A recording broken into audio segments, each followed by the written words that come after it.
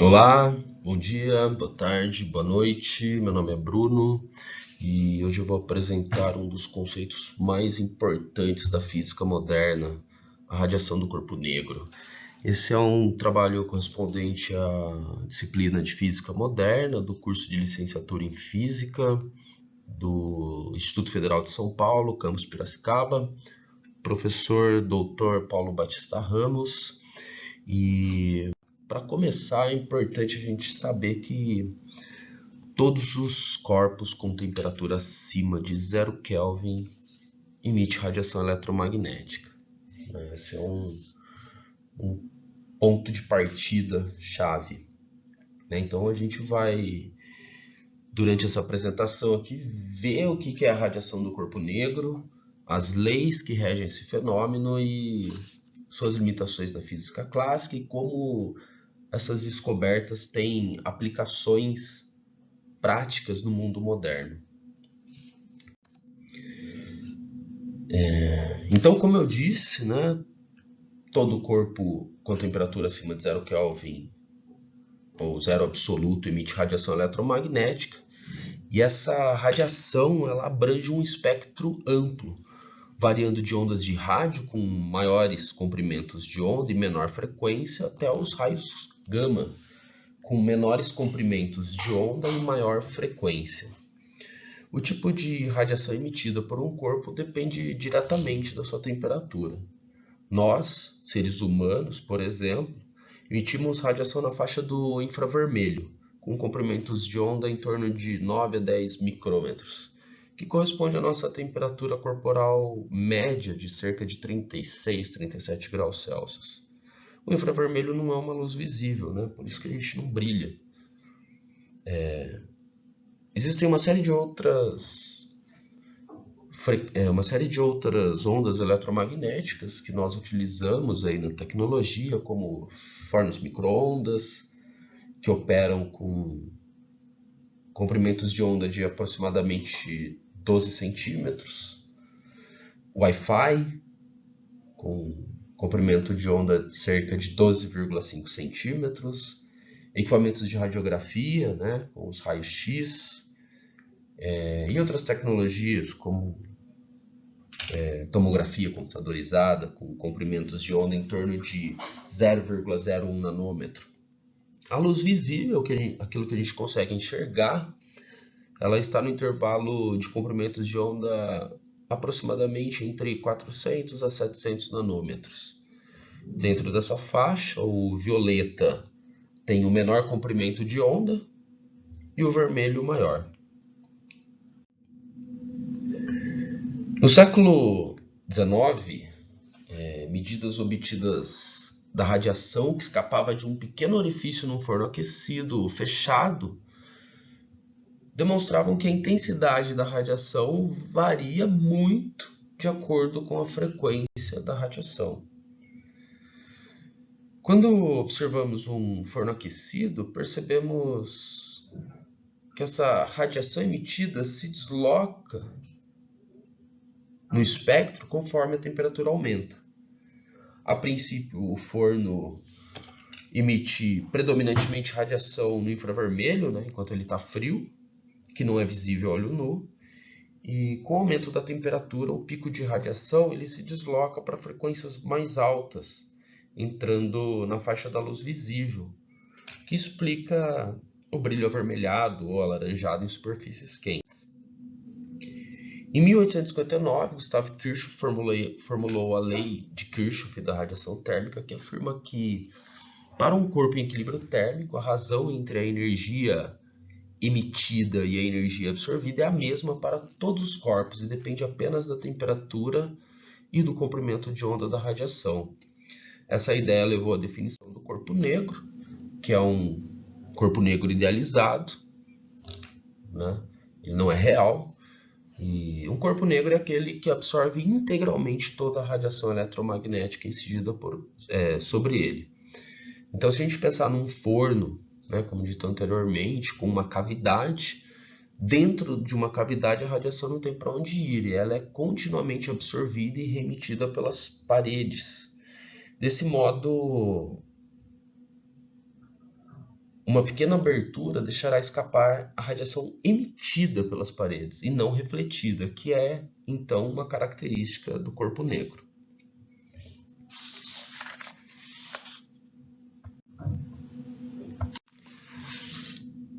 O espectro de radiação emitido por um corpo negro depende, então, exclusivamente da sua temperatura. Isso significa que a distribuição de energia em diferentes frequências e comprimentos de onda é determinada apenas pela temperatura do objeto. Joseph Stephan e Ludwig Boltzmann desempenharam um papel fundamental no avanço do entendimento da radiação do corpo negro, introduzindo a lei de Stephan-Boltzmann, que estabelece a relação entre a energia irradiada por um corpo negro e a sua temperatura. Joseph Stephan, em 1879, chegou a essa relação empiricamente ao estudar dados experimentais sobre a radiação térmica. Ele descobriu que a potência total irradiada por uma unidade diária de um corpo negro é proporcional à quarta potência de sua temperatura absoluta. Mais tarde, em 1884, Ludwig Boltzmann forneceu uma fundamentação teórica para essa lei, utilizando princípios da termodinâmica e da teoria eletromagnética de Maxwell.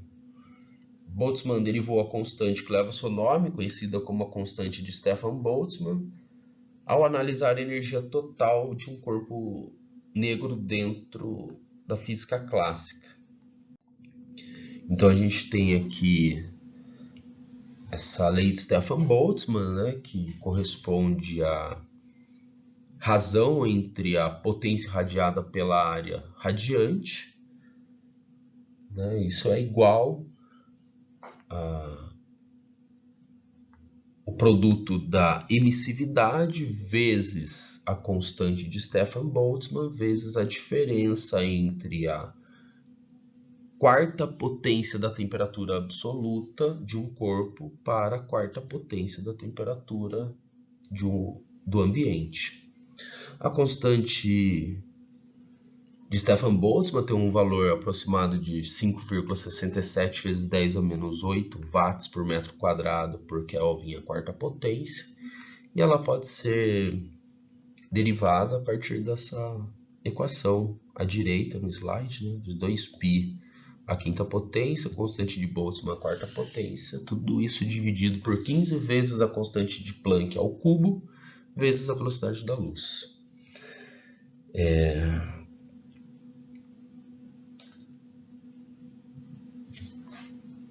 Então, como eu dizia,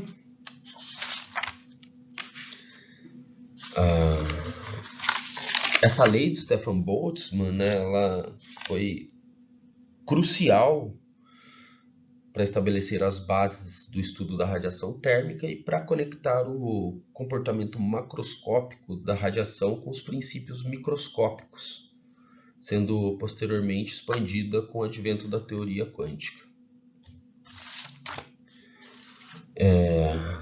Uma limitação da lei de Stephan-Boltzmann, aqui já importante ser destacada, é a aplicação dela apenas para materiais com uma emissividade igual a 1 e para radiação em equilíbrio térmico, ou seja, para corpos negros ideais. A emissividade ela é uma propriedade que mede a capacidade de um material em emitir radiação térmica em comparação a um corpo negro ideal, que tem emissividade igual a 1. Um corpo negro é o melhor emissor possível, absorvendo toda a radiação incidente e emitindo a máxima radiação possível para sua temperatura. No entanto, na prática, materiais reais possuem emissividades menores que 1, devido a fatores como composição química, textura da superfície e propriedades ópticas. Por exemplo, superfícies brilhantes ou polidas, como alumínio, têm baixa emissividade, pois refletem mais radiação do que emitem. Já materiais escuros e rugosos, como o carvão, apresentam emissividade mais próxima de 1.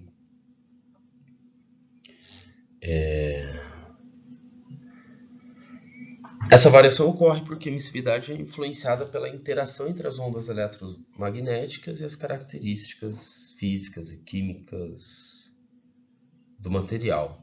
que afeta essa capacidade de absorver e emitir radiação térmica. Então aqui a gente tem uma tabela com alguns exemplos, né? A gente pode ver aqui o alumínio com emissividade muito baixa, alumínio anodizado já com uma emissividade muito alta. A gente tem aqui o gelo com uma emissividade alta, a prata com uma emissividade baixa. Então,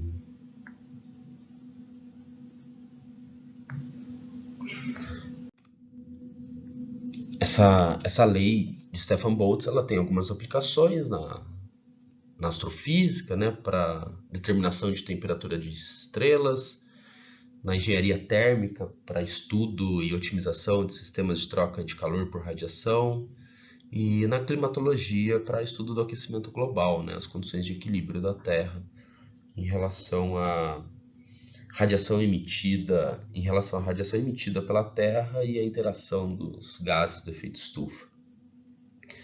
E novamente, né, a gente tem limitações e condições de aplicações, que é aplicada apenas para corpos negros e válida apenas para radiação térmica em equilíbrio.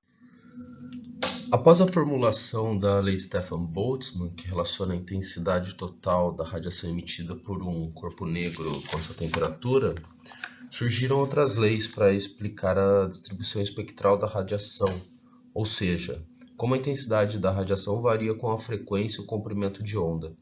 A lei de deslocamento de Wien, proposta por Wilhelm Wien em 1893, descrevia corretamente como a frequência ou comprimento de onda de pico de radiação se desloca com o aumento da temperatura.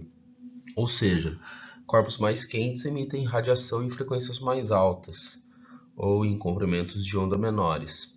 No entanto, a lei de Wien não explicava toda a distribuição da radiação corretamente, especialmente para frequências mais baixas ou comprimento de ondas maiores, já que fornecia uma boa aproximação apenas para a posição do pico da radiação, mas não capturava a intensidade da radiação em outras frequências. Esse problema ficou evidente principalmente em frequências baixas, onde a lei de Wien indicava uma intensidade muito baixa. Em altas frequências, a radiação deveria aumentar dramaticamente, o que levava à chamada catástrofe do ultravioleta, um fenômeno em que a intensidade da radiação crescia indefinidamente à medida que a frequência aumentava, algo que não condizia com os dados experimentais. A lei de Rayleigh-Jeans, formulada por Lord Rayleigh e Sir James Jeans, também falhou ao descrever a distribuição espectral da radiação, mas de forma mais grave em altas frequências. Essa lei, válida para baixas frequências, levava à mesma catástrofe do ultravioleta, uma vez que previu um aumento infinito da radiação em frequências altas, o que contradizia a observação experimental. A lei de distribuição de radiação de Wien descreve como a intensidade da radiação emitida por um corpo negro varia com a frequência e o comprimento de onda, dependendo da temperatura do corpo. A equação dessa lei tem duas formas comuns, dependendo da variável escolhida, a frequência ou o comprimento de onda.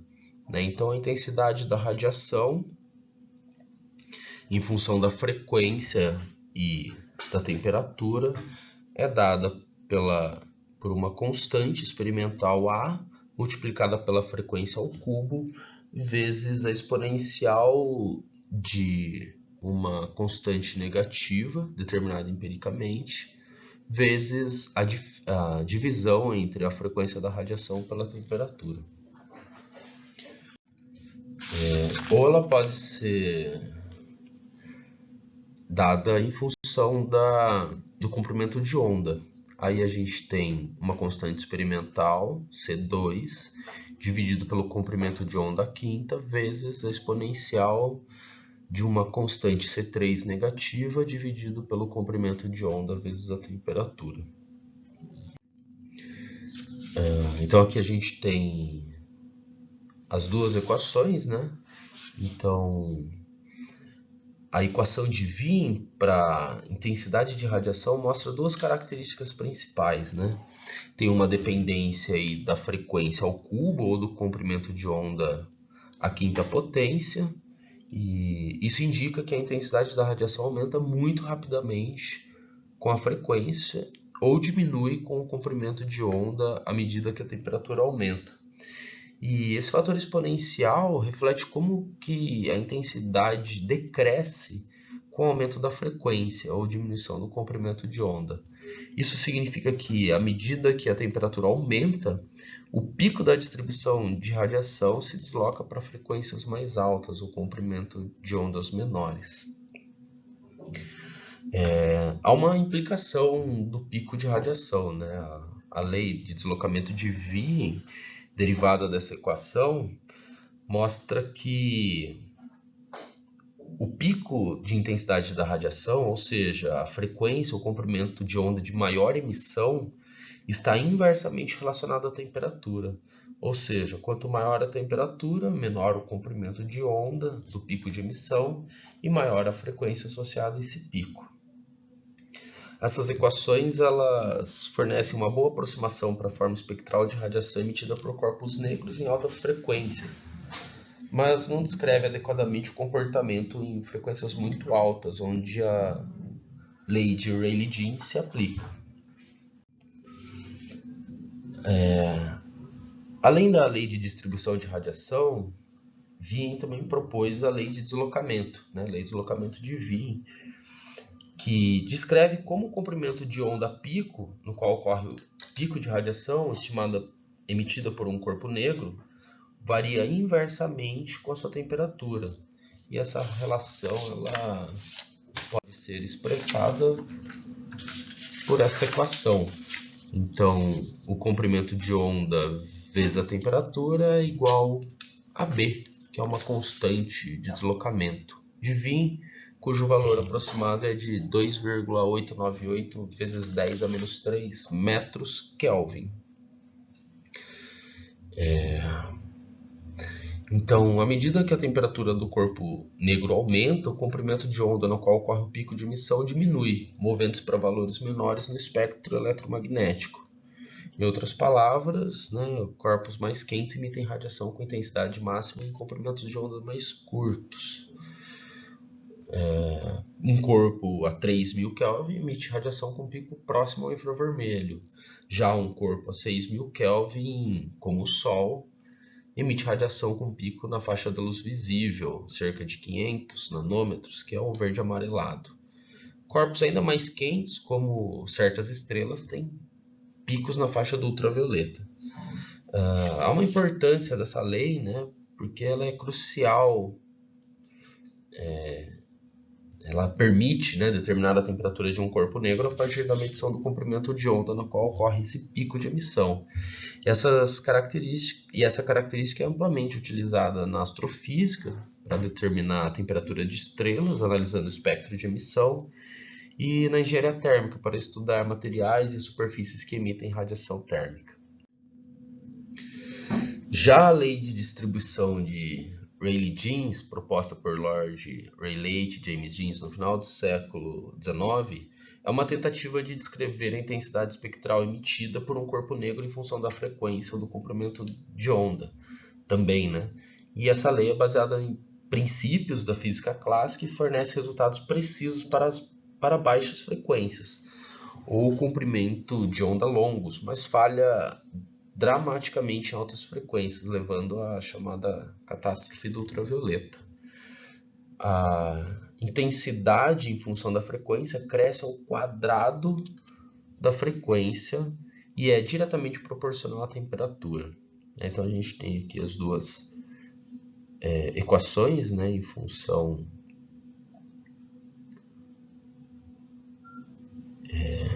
duas equações em função da frequência de radiação, embora a gente tenha uma que é uma alternativa um pouco simplificada, né? Então a intensidade de radiação espectral ela vai depender de 8π vezes a frequência ao quadrado vezes a constante de Boltzmann vezes a temperatura dividido pela velocidade da luz ao cubo, ou ela pode ser expressa por 2 vezes a frequência ao quadrado vezes a constante de Boltzmann dividido por vezes a temperatura dividido pela velocidade da luz ao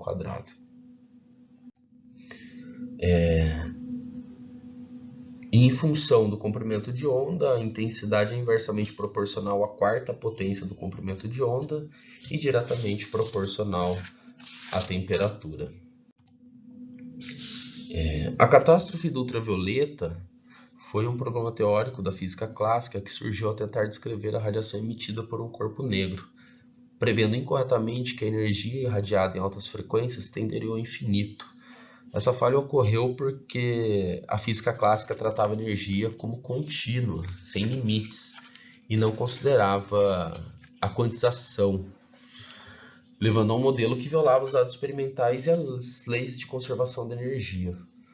A solução veio com Max Planck, que propôs a quantização da energia, introduzindo a ideia de que a radiação é emitida em pacotes discretos, chamados quanta, que deu origem à teoria quântica e explicou corretamente o comportamento da radiação em todas as frequências.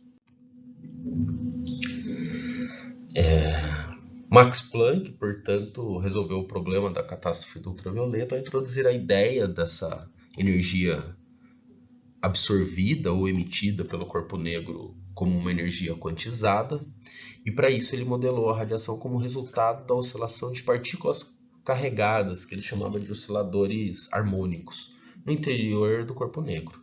Na física clássica, esses osciladores podiam emitir ou absorver qualquer quantidade contínua de energia.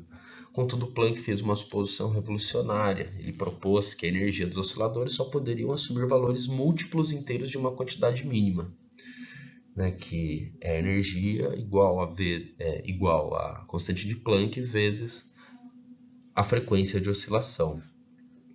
Essa condição de quantização da energia implicava que os osciladores emitiam ou absorviam energia em pacotes discretos, o quanta, ao invés de valores contínuos, limitando-se a emissões de altas frequências e corrigindo previsões errôneas da física clássica.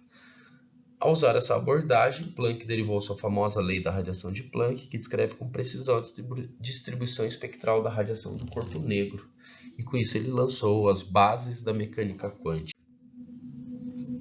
Planck propôs que a probabilidade de um oscilador ocupar um estado energético dependia exponencialmente da energia negativa dividido pela constante de Boltzmann vezes a temperatura, o que reduz drasticamente a energia média em frequências muito altas.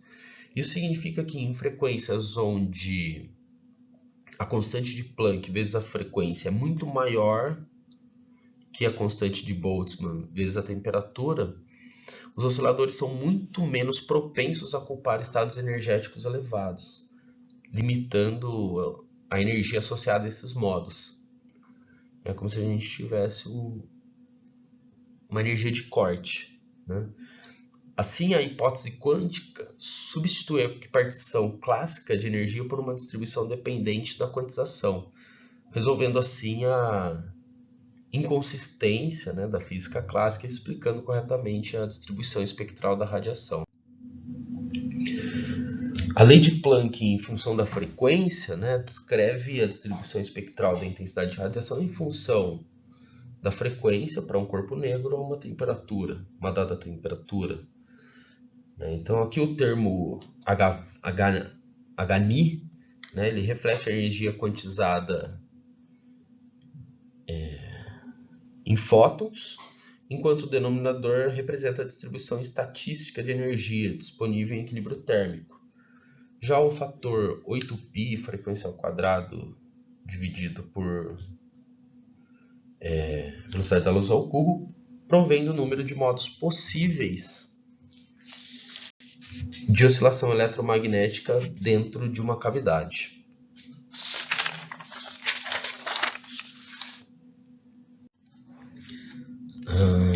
Já a lei de Planck para comprimento de onda descreve a distribuição da intensidade espectral em função do comprimento de onda lambda, e a dependência de lambda à quinta potência reflete o aumento da intensidade para comprimento de ondas mais curtos, enquanto o termo exponencial controla o decaimento da intensidade em comprimento de onda muito curtos, prevenindo a catástrofe do ultravioleta. Já o fator da velocidade da luz ao quadrado, né, c ao quadrado, aparece devido à conversão da variável de frequência para comprimento de onda. Para concluir, então, né, a lei de Planck foi revolucionária porque corrigiu os problemas das leis de Wien e de Rayleigh-Jeans. Em baixas frequências, a lei de Planck converge para a previsão clássica de Rayleigh-Jeans, aliando-se à física clássica. Já em frequências altas, a intensidade diminui exponencialmente, resolvendo o problema da catástrofe do ultravioleta. E essa transição mostra que a física clássica não é o suficiente para descrever fenômenos em escala atômica, e levou à introdução da teoria quântica. Outra implicação crucial é que a lei de Planck demonstra que a radiação emitida por corpos negros depende unicamente da temperatura. Essa descoberta não só fundamentou a termodinâmica quântica, mas também permitiu aplicações práticas, como a determinação de temperatura de estrelas, estudo do espectro cósmico de microondas, que é essencial para a cosmologia. Além disso, o conceito de quantização de energia introduzido por Planck abriu o caminho para o desenvolvimento da mecânica quântica. A apresentação era isso. Muito obrigado e até mais. Aqui estão as referências.